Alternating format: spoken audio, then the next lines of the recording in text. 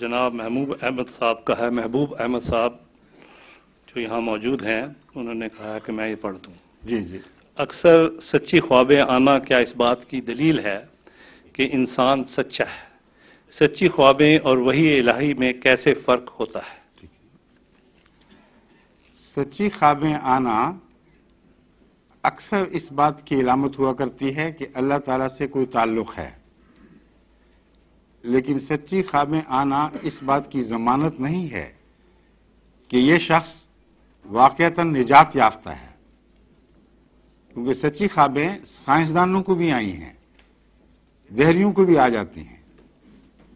حضرت یوسف علیہ السلام کے زمانے کا بادشاہ جو حضرت یوسف کے مذہب کو ماننے والا نہیں تھا، اس کو بھی ایسی سچی خواب آئی کہ دنیا میں کم ایسی سچی خوابیں دکھائی دیں گی۔ تو سچی خوابیں اس بات کی تو علامت ہیں کہ خدا ہے، لیکن یہ لازمی گواہی نہیں دیتی کہ جس کو آ گئی وہ خدا رسیدہ بھی ہے۔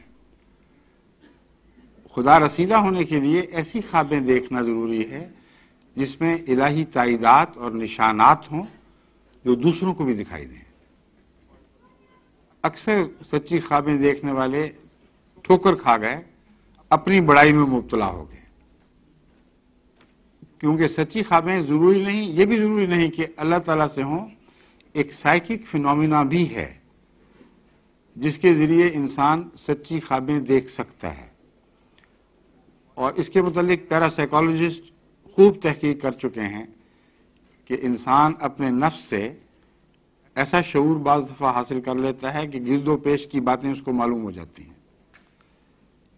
ایسے ہی ایک کیس بلغاریہ میں وونگا کا ہے، جس کے ہاں بے حد ہجوم لگا رہتا ہے لوگوں کا، اور بڑے بڑے جو حکومت کے سربراہ بھی دوسرے بھی اس کی حاضری دیتے ہیں، کیونکہ وہ ایک اندھی عورت ہے جس کو سچی خوابیں اور سچے تاثرات عطا ہوتے ہیں۔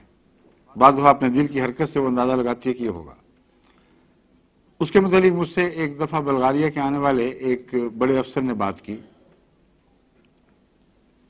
تو میں نے اس کو یہ سمجھایا، میں نے کہا میں نے جو مطالعہ کیا ہے ایک بھی ایسا مجھے واقعہ دکھائی نہیں دیا کہ وانگا کو اس کی تائید میں اللہ تعالیٰ نے کوئی نشان دکھایا ہو، یا جو اس کو خواب آئی تھی اس کا انذار، اس کا منذر پہلو کوئی تبدیل کر سکا ہو۔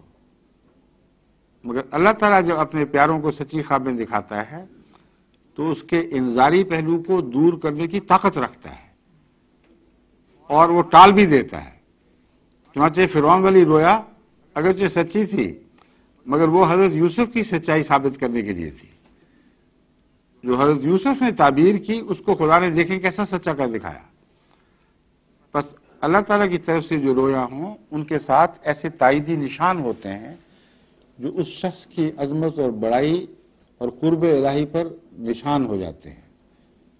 حضرت صلی اللہ علیہ وآلہ وسلم کو جو رویا اور کشوف ہوئے، علامات کو تو الگ رکھے، وہ اس قطعی صفائی سے پورے ہوئے ہیں اور تائید میں ہوئے ہیں، ہمیشہ مخالفت میں نہیں۔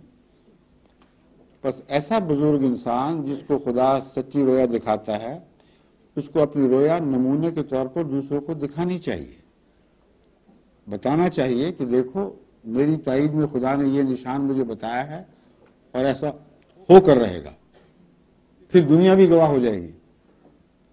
ورنہ اپنے نفس میں جو چاہے جو مانے، ہمیں کیا ضرورت ہے یہ کہنے کی کہ نہیں جھوٹ بولتا ہے؟ سچا ہوگا، اپنی جگہ ہوگا، اپنے گھر ہوگا، مگر جب وہ باہر نکل کے اعلان کرے گا کہ مجھے مانو کہ میں سچا ہوں، تو پھر ان نشانات کا مطالبہ جائز ہے۔ رویا کے ایسے نشان دکھاؤ جو دوسروں کو بھی دکھائی دیں اور وقت سے پہلے تو انہیں بتائے ہوئے ہوں اور بعد میں پورے ہو جائیں۔ ٹھیک ہے؟